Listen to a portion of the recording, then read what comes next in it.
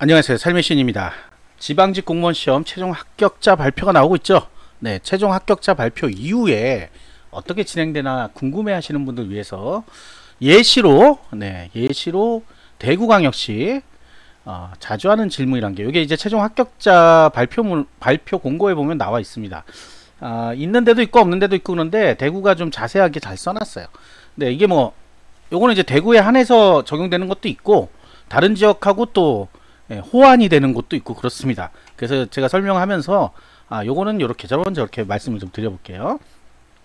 자, 최종 합격 후 신규 임용까지의 절차. 요거는 이제 지역마다 좀 다르죠. 지역마다 다른데 보통은 서류를 내죠. 서류 내면서 임용 후보자 등록이란 걸 합니다. 여기 있죠. 날짜는 이제 다르죠. 날짜는 다 달라요.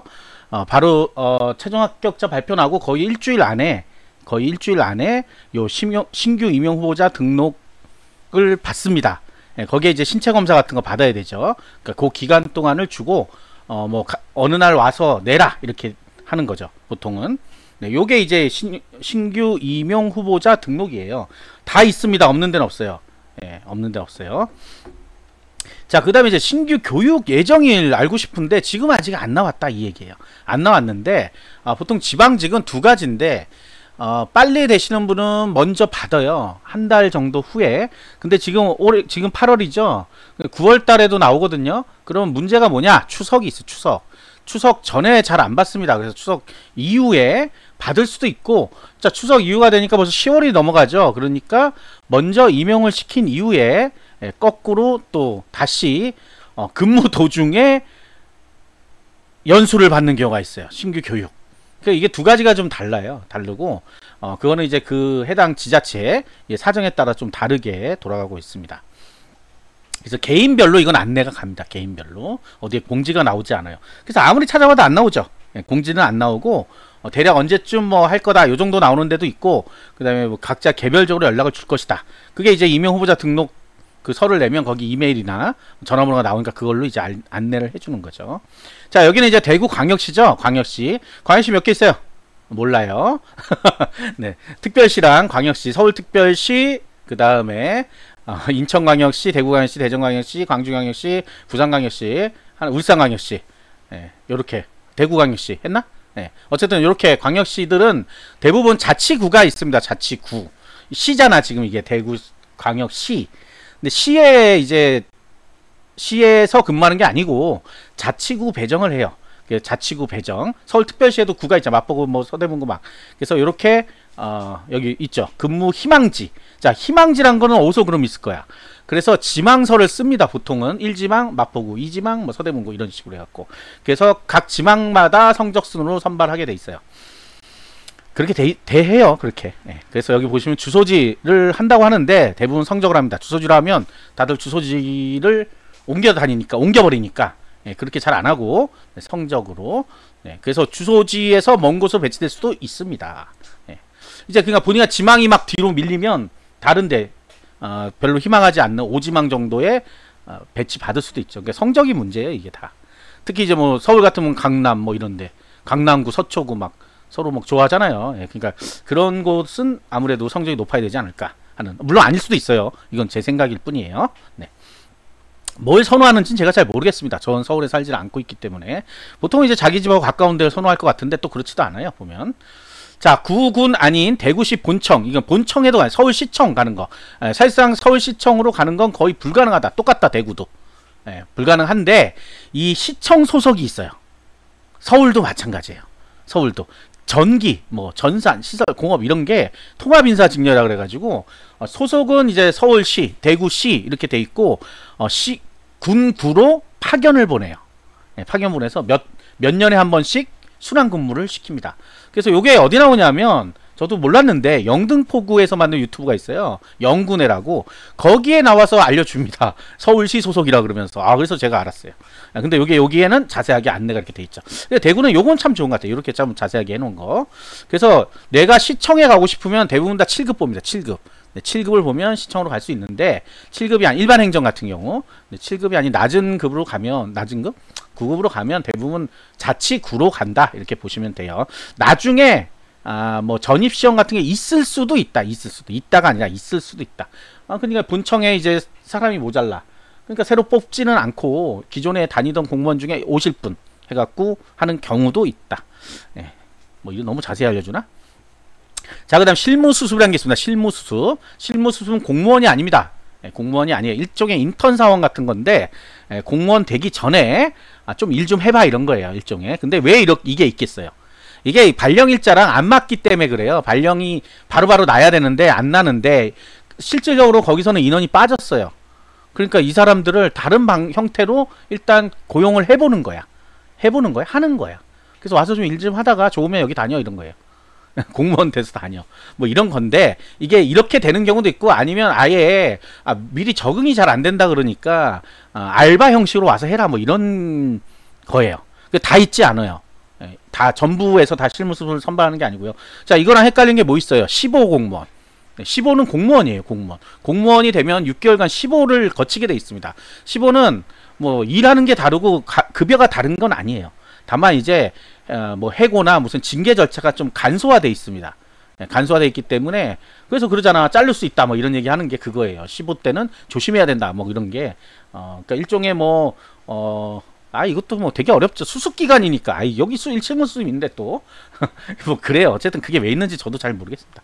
근데 동일해요. 15는 그냥 공무원이야. 임용이 된 다음에 되는 게 15 공무원이고 이 실무 수습은 그냥 일종의 뭐 알바, 인턴 뭐 이런 식으로 생각하면 되는데 이런 뭐 거의 똑같이 하는데 굉장히 공무원이 해야 되는 일은 주지 않습니다.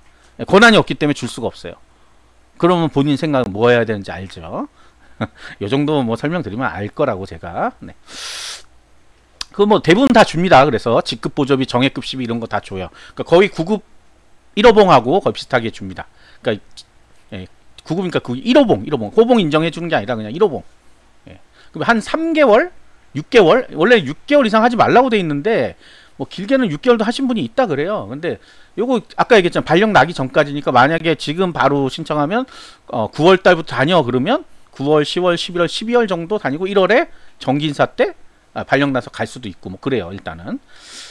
자, 신규 임용 후보자 교육 관련 교육은 뭐 이렇게 하는데 이게 인원이 많다 보니까 순차적으로 교육을 합니다. 보통은 순차적으로. 왜 그 교육 받는 데가 작아요. 크진 않단 말이에요. 엄청나게. 그리고 이 신규 임용자들은 많잖아요. 보통은 이제 직렬별로 하지 않고 한꺼번에 섞어서 하는데 뭐 요즘은 어떻게 하는지 모르겠어요. 요즘은 왜냐면 온라인으로 많이 진행을 했었거든요. 그러다가 이제 합숙만 하자 막 이렇게 돼 있는데 올해부터는 또 어떻게 할지 그거는 이제 신규 되신 분들이 합숙하는 경우도 있고요. 출퇴근하는 경우도 있고 온라인으로 하는 경우도 있고 막 그래요. 여기 뭐 대략 써 있네요. 어떤 거 하는지. 뭐 이거는 뭐 지역마다 뭐 다르니까 이건 좀 넘어가고요. 자, 임용 후보자 등록연 제출 서류 작성 및 발급 안내는 여러분들이 그 최종 합격자 그걸 보세요. 이거는 다를 수 있습니다. 대리인이 갈 수는 있어요. 보통은 그러니까 우편으로는 접수는 거의 안 하고 하는 데도 있을까 모르겠네.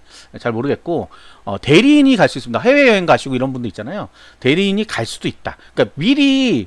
근데 이거 잘 생각해 보세요. 신체 검사 서고 뭐고 다 받아놓고 가야 돼. 그냥 가지 말고. 자, 신체 검사는 최종 합격 나오지 않아도 받을 수 있습니다. 신체 검사는 6개월 1년. 유효기간 1년이에요. 그래서 미리 받아놔도 됩니다. 나머지 본인만 뗄 수 있는 서류들 다 떼놓고 가야죠. 다른 지역 거 참고해서. 그러니까 이게 어려운 거야. 최종 합격 발표 나고 바로 가지 마세요. 요거 등록해놓고 가면 돼. 바로 발령 나지 않습니다. 다만 이제 문자나 이런 게 올 수 있으니까 그거 로밍하고 가야지. 해외 갈 거면. 자, 목록에 있는 서류 대신 유사한 서류 안 된다. 써 있는 대로 내세요. 써 있는 대로. 제발 다른 거 내면 안 된다는 얘기예요.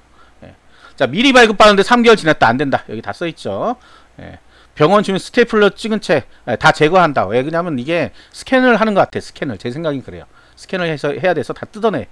다른 데 다 그래요. 경찰도 그래요. 경찰도 다. 대부분 다 스캔을 해놓는 것 같습니다.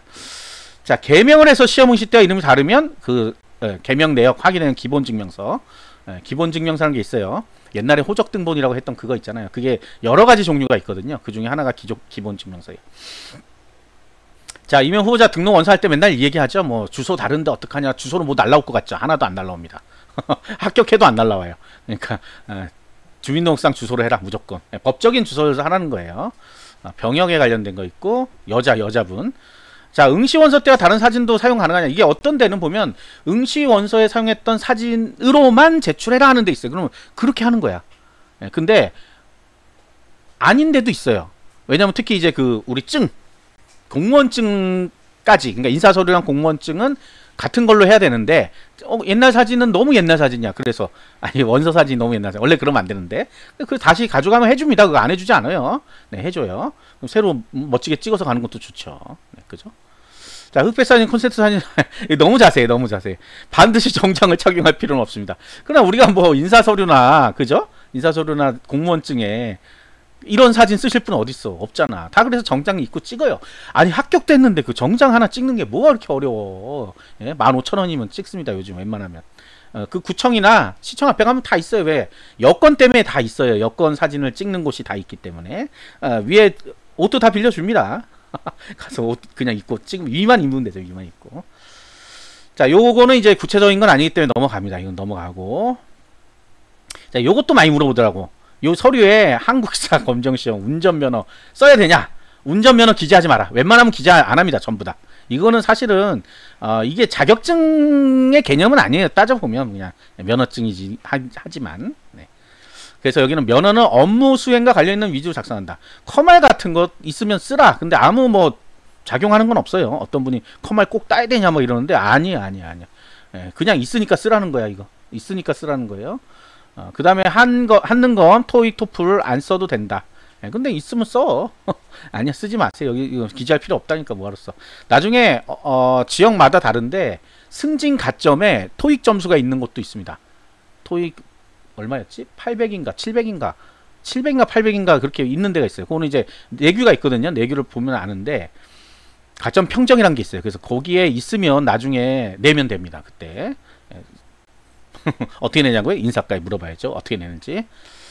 자, 그런 것들이에요. 쭉 이거는 이제 서류 작성하는 거니까 본인들이 그 해당 지역 거를 꼭 보시고요. 등록 기준지를 몰라요. 이런 것까지 있다. 대박이다 진짜. 그죠? 아, 모를 수 있어. 근데 발급 받아보면 되잖아. 주민등록번호를 받지 이걸로 받는 게 아니니까. 서류를 발급받으면 된다고. 자, 채용 신체검사는 대부분의 건강검진 받는 곳에서 합니다. 근데 한 번도 안 해본 곳이 있어요. 그래서 엉뚱한 소리 해야 됩니다. 그런 데는 가지 마세요. 워낙 많으니까 전화해가지고 공무원 채용 신체검사 발급 가능하냐 물어보고 머뭇거리면 안 돼. 그러면 가지 마. 근데 머뭇거리지 않고 네 됩니다. 그러면 가는 거예요. 해봤단 얘기지. 안 해본 데 가면 이상한 헛소리 해야 돼요. 막 헛소리는 아니지만 이상한 소리 해야 돼요. 그리고 요거 하나 팁을 좀 드리면 이게 건강검진을 원래 받잖아요. 그죠? 건강검진을 원래 받는데 건강검진에 있는 항목하고 요 신체검사서에 있는 항목이 겹치는 것도 있어요. 그러면 좀 싸게 해줍니다. 그러니까 본인이 올해가 홀수죠. 올해 홀수 받잖아. 건강검진 2년에 한 번씩 받잖아요. 그러니까 홀수이면 좀 싸게 받을 수 있어요. 그 미리 얘기해야 돼. 같이 받겠다고. 네, 그러면 돼요. 이런 노하우는 알려주는 게 아닌데 원래 나중에. 네, 그래요. 자, 신체검사 불합격에 대한 거는 이게 되게 많이 바뀌었어요. 그러니까 모르시는 분은 옛날 그냥 업무에 지장 없으면 다 합격합니다. 웬만한 업무에 지장. 내가 혈압이 높아. 가령 당뇨가 있어. 업무에 지장이 있나요? 아니 그럼 살 수도 없지. 길도 못 걸어가지. 약 먹고 다 조절하잖아요. 이러면 상관이 없다는 얘기예요. 뭐 그런 얘기예요. 장애인이면 그러면 이거 다 떨어질 거 아니야. 장애인은. 근데 역시 또 담당 의사 소견상 직무수행 장애인이라고 인정받고 직무수행에 지장이 없으면 된다라고 돼 있어요. 그러니까 별도의 원래 별도로 불합격 판정 당해받겠죠. 몸에 문제가 장애가 있으니까. 자, 군 법무증 의병제대 질병 군면제 판정 군면제 신청해서 불합격하냐 아니다. 현재 시점으로 현재 시점. 이거 그냥 되게 옛날에 아팠는데 지금 나을 수도 있잖아. 그때 당시는 아팠는데. 근데 그 질병이 계속 있는데 속여. 그거 나중에 이거 속이잖아요. 무슨 문제 생기잖아요. 그럼 이거 임용 취소합니다. 그거는 알고 계셔야 돼요. 판례 봤죠 행정법에서. 자, 임용 후 급여. 이제 이건 이제 호봉 인정 받고 싶은데 뭐 어떻게 하냐 하는 건데 요게 사실은 표가 있어요. 표가 있어가지고 일단 국가기관에서 일한 건 다 됩니다. 국가기관에서 일한 건 다 돼요. 그러니까 군인으로 일했던 거, 뭐 국가기관 공무원이었던 경력, 그다음에 국가기관 알바 뭐 이런 것도 다 해줘요. 근데 일반 사기업 걸 잘 안 해줍니다. 사기업 거는 여기 나와 있는 무슨 표가 있어요. 그래서 그걸로 하는 건데 중요한 거 지금 몰라요. 일단은 다 넣어요. 본인 경력 있다는 거는 다 넣어요. 넣고 여기 보시면 호봉 경력 평가 심의하라는 데서 심의를 합니다. 거기서 되는 거 안 되는 거 다 골라서 알려줘요. 근데 안 넣으면 안 되겠죠. 여기 있잖아. 이명 후보자 등록 시 민간 경력을 제출하여도 호봉 인정되지 않습니다. 야, 등록 시 늘한 얘기가 아니야. 예? 등록 시 늘한 소리가 아니야. 방금 이 얘기가 무슨 얘기냐면 지금 호봉에 관련된 얘기는 지금 이 이명 후보자 등록 시에 내는 게 아니고 나중에 낸다는 거잖아요. 여기. 예, 요걸 쓴단 말이에요. 호봉 획정을 위한 경력기간 합산 신청서. 요걸 내면 거기서 다 걸러서 알려줘요. 근데 간혹 가다가 맞는 것도 걸러내버려요. 그래서 그 재신청을 할 수 있게 돼 있습니다. 뭔가 이의 신청을 할 수 있게 있어요. 아니야, 이건 원래 되는 건데 왜 안 해줘, 이렇게. 예, 그런 게 있어요. 그러니까 그때 돼서 뭐 문의를 하든지 이렇게 하는 건데 처음부터 뭐뭐뭐 돼요 그러면 모릅니다. 예, 인사관리자도 아니고 호봉 경력 평가 심의 의원도 아니기 때문에 그죠? 네. 실무 수습으로 근무한 기간은 네, 합산 신청서에 제출하면 됩니다. 네, 실무 수습 아까 했던 거 수습은 돼요. 네, 그리고 3개월 이상 하면 아니야. 그리고 원래 15도 그 기간만큼 빼주거든요. 15도. 네. 자, 이런 경우 있어요. 15를 면제받을 수 있는 경우 뭐냐? 다른 공무원으로 6개월 이상 근무했을 경우. 그러니까 15 지나고 나서 면직하신 분도 있죠. 그런 분들은 15 면제도 됩니다. 네. 6개월 이상 일단 근무를 해야 돼요. 네. 자, 그럼 언제 그만두냐? 이거 중요한 문제 나오죠. 네. 현직 공무원들 특히 언제 그만두냐? 임용일에 맞춰서 면직 처리하면 조치하면 되는데 이거 어렵습니다. 네, 이게 세상 제일 어려운 일이에요. 왜? 면직 과정이 2주에서 3주가 걸려요. 왜 이렇게 오래 걸려 도대체? 일반 회사는 오늘 나간다 그러면 아유 그래 나가라 결제 끝. 네. 라고 하지만 그렇지 않아요. 일반 회사도. 요새도 그게 있는지는 잘 모르겠지만 있겠지 뭐 없겠어. 그게 없어도 없죠. 사전 예고자라는 게 다 있어요. 너 나가면 누가 이 일해? 한 달 전에 얘기해. 이런 거 있단 말이에요. 사전 예고제. 근데 뭐 그거는 너 아유 땡큐야 잘 나갔어 이러면서 오늘 당장 결제해 줄게 이런 경우도 있거든. 그거는 회사마다 다른 거죠. 근데 이제 공무원은 조회를 해야 됩니다. 조회를. 공무원으로 들어가면 어떤 비리를 저질렀나 뭐 범죄를 저질렀나 이런 거를 조회를 해봐야 돼요. 그렇기 때문에 그게 이제 2, 3주 왜 이렇게 늦게 와요? 그러니까 왜 이렇게 늦게 와? 그건 알 수 없죠. 워낙 일이 많으니까 늦게 해주겠지. 상대방도 공무원이 해보해 주는 거니까. 최소는 2주라 그러는데 3주까지도 걸리고 4주 걸리는 경우도 있어요. 그래서 그 미리 임용일에 맞춰 하는 거 거의 힘듭니다. 그래서 언제 하라 그래요? 여기 부분은 안 써있네. 어떤 곳에는 써있어요. 최종 합격자 이후에는 면직하는 게 어떠냐 이렇게 써놓은 것도 있어요. 왜? 교육훈련도 가야 되니까.